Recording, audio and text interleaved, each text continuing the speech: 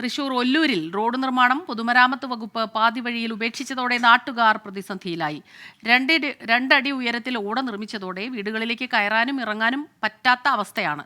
പരിഹാരമെന്തെന്നോ road നിർമ്മാണം എപ്പോൾ പുനരാരംഭിക്കുമെന്നോ പൊതുമരാമത്ത് വകുപ്പ് മറുപടിയും നൽകുന്നില്ല.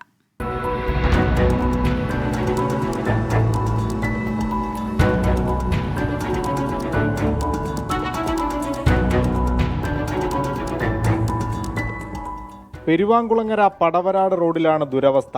100 മീറ്റർ ദൂരത്തിൽ 2 അടി ഉയരത്തിൽ വീടുകൾക്ക് മുന്നിൽ ഓട പണിതു. ഇതോടെ വീടുകളിലേക്ക് കയറാനും ഇറങ്ങാനും ബുദ്ധിമുട്ടായി. ഈ വീടുകളിലെല്ലാം ഒരു 70 വയസ്സിന്റെ മേലെയുള്ള ആൾക്കാരാണ് താമസിക്കുന്നത്.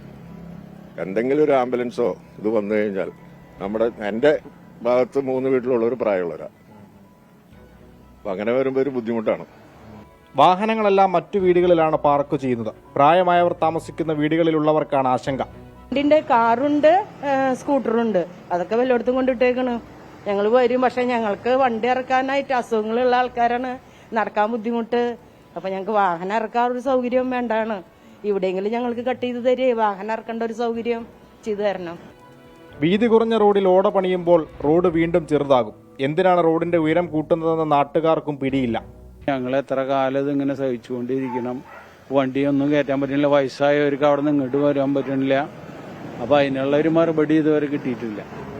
പൊതുമരാമത്ത് വകുപ്പും വിഷയത്തിൽ കൃത്യമായ മറുപടി നൽകുന്നില്ല.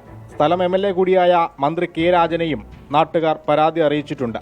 24 തൃശൂർ.